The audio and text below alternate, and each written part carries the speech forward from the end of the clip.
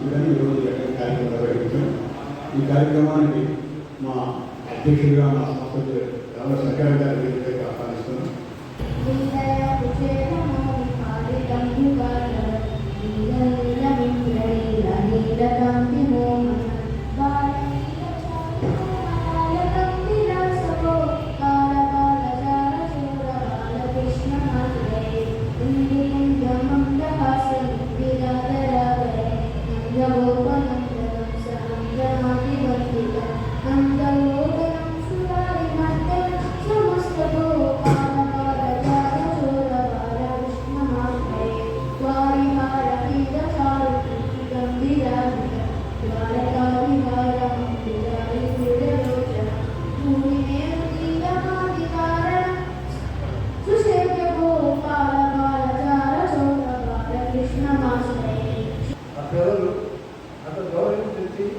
వాళ్ళ తాలూకా ఆ సౌకర్యాన్ని ఇవాళ మనకి మన అందరి దగ్గర ప్రదర్శిస్తున్నారు. మామూలుగా చెప్పారు కానీ వాళ్ళ తాలూకా చేసే పనులన్నీ మనం సక్సెస్ఫుల్గా చూసి ఆనందిస్తాం. ఈ సభకు విచ్చేసిన సారథీయ సభ్యులకు నా హృదయపూర్వక నమస్కారం. నా తోటి విద్యార్థిని విద్యార్థులందరికీ నా శుభాకాంక్షలు. ఏమిటని గొర్రెల్లో తోడేలు పట్టడం?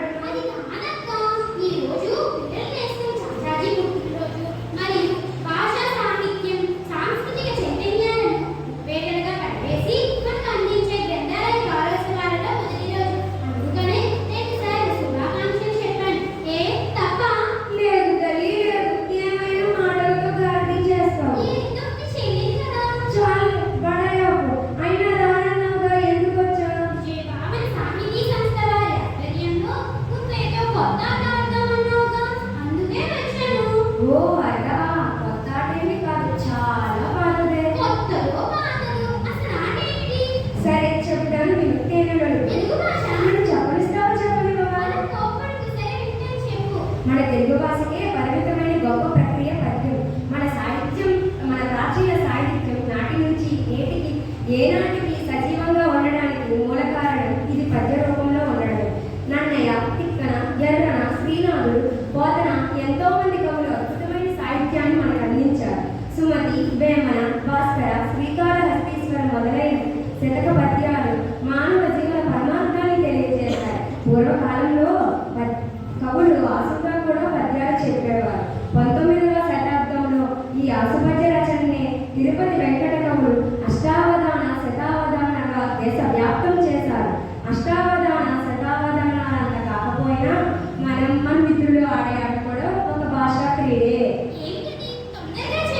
సరే చెప్తాను విను. మనం ఇప్పుడు ఆడే ఆట పద్యాల తోరణం. మీకు తెలుసా ప్రీతి?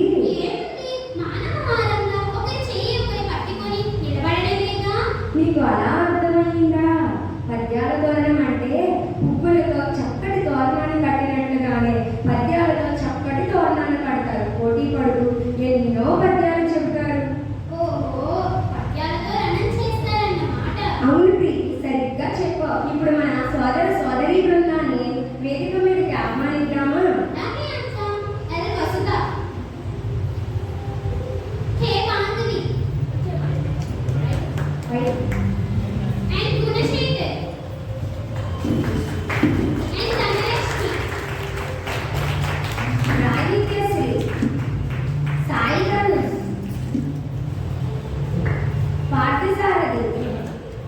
దినీషా, ఇంకా మన ఆంధ్రప్రదేశ్ రాష్ట్ర పాఠశాల అష్టదిగ్గజాలు పోటీ పడుతూ ఎన్నో పద్యాలు చెప్తారు. పద్యాలతో ఆనందాన్ని కలిగిస్తారు. అవును ప్రీతి, ఈ కార్యక్రమంలో 3 ఆవృత్తాలు ఉంటాయి. మొదటిది అకారాది క్రమం. అంటే ఏంటి? అకారాది క్రమం అంటే అచ్చుడులో మొదలయ్యే పద్యాలు చెప్తారు. ఆ నుండి ఏ వరకు గల పద్యాలను చెబుతారు.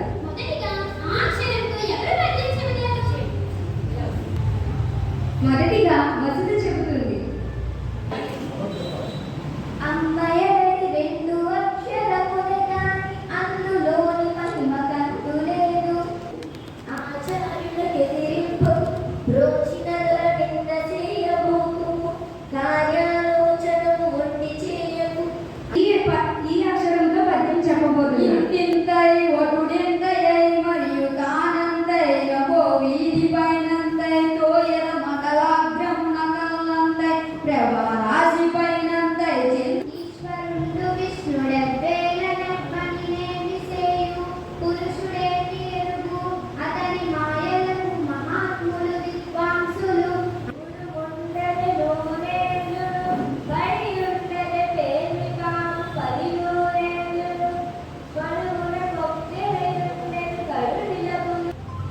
ಊರೂರಂ ಜನುಲೆಲ್ಲ ಭಿಕ್ಷಮಿಡಲು ಯುಂಡನ್ ಗುಹಲ್ಗಲ್ಗವೋ చీరాని కము వీధులం దొరకదు ఋషివర్తి నన్నయ్య వింటవ వాల్మీకి దిక్కన శిల్పము తెలుగు తోట ఎర్రన్న సర్వవాక్యేచ్ఛా విధాన ఎంత అరుగగొట్టనేకి సత్పురుషుల నోటనెట్లు చెడ్డ మాట వెడలు వృత్తి విజయవంతంగా ముగిసింది. మరి రెండో ఆవృత్తిలో ఏం చేస్తాము?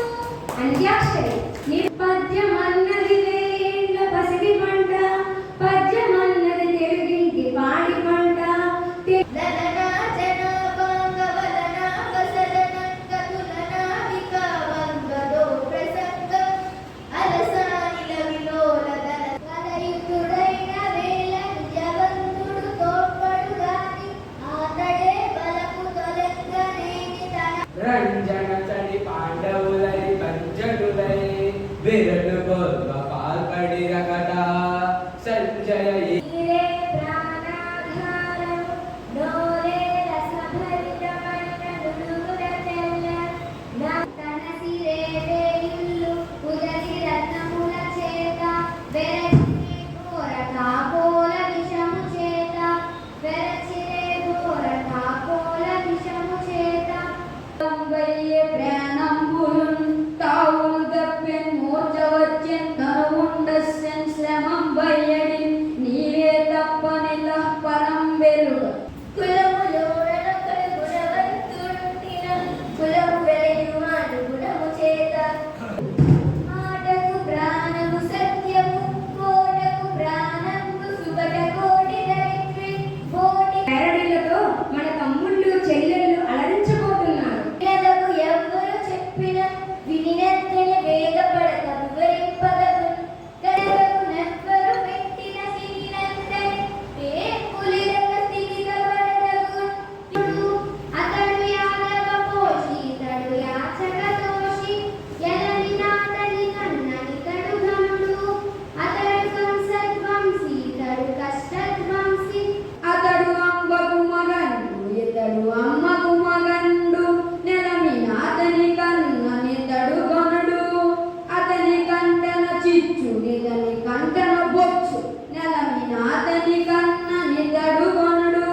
అతడు కరడందులు దీనులయల కరడందులు భక్తియోగి గడముల వార కలలందరు మంజీరలో కలలందరు గండిపేట కాలువలందున్ కలలందరు పంపులలో సిరిగలవానికి చెల్లులు తరుణులు 16 వేలు తగ పెండ్లాడెన్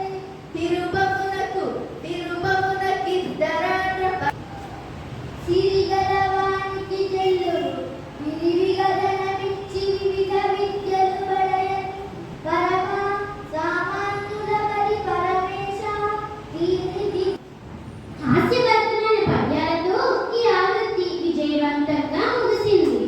కొత్తపుడే అయ్యవారులై క్రొత్త క్రొత్త కమ్మలేబడి పెద్దలైగ్రా ఎన్ని భాషలు నేర్చినా అమ్మ భాష మరవకూడదు. ఏది చెప్పండి? ఎన్ని భాషలు నేర్చినా